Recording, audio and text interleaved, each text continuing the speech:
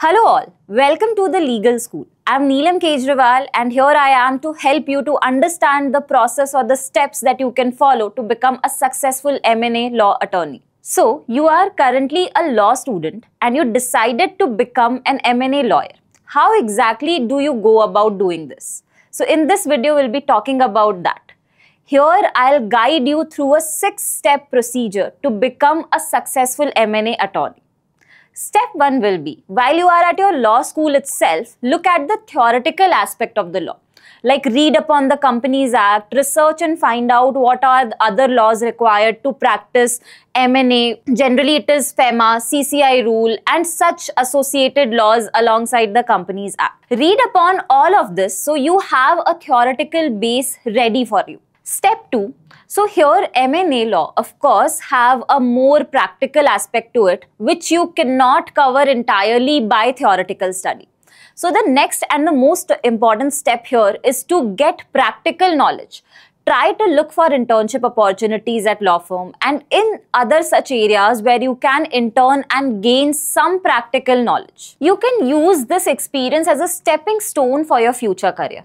A lot of this may have an interview process as well. This is where your theoretical knowledge would come in handy. Try to get practical experience during internship. See the difference between what you have studied and how things are actually practiced. Use this opportunity to build relation with your seniors, with people who are working in the firm, in the concerned practice area, and let them know that you are interested in this field. This will help you in getting a callback internship or getting a PPO in future. Now let's move on to step 3. So here, should we go for a freelance or work with a more established firm or law firm? These are the things that become important. At the start of your career, it will be usually preferred to start with a law firm for a simple reason that they already have a varied client base ready and deals which will help you gain a lot of experience. This is important as someone starting in this field.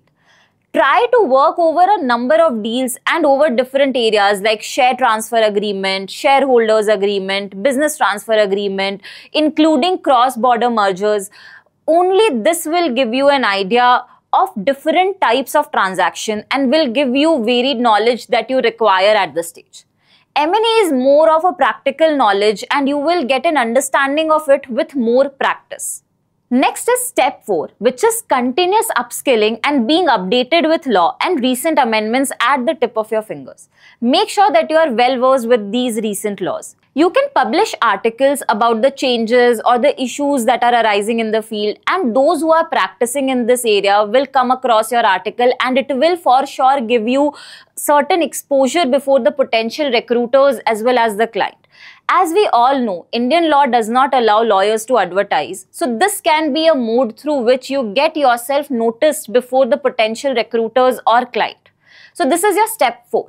Step 5 will be negotiating and building a client base. Now you need to build your expertise to be part of your deal from beginning to end. You need to build your expertise on both ends to represent acquired company side or acquirer company side. Get hold of negotiating the best deal for your client. This will give you an opportunity to build your client base.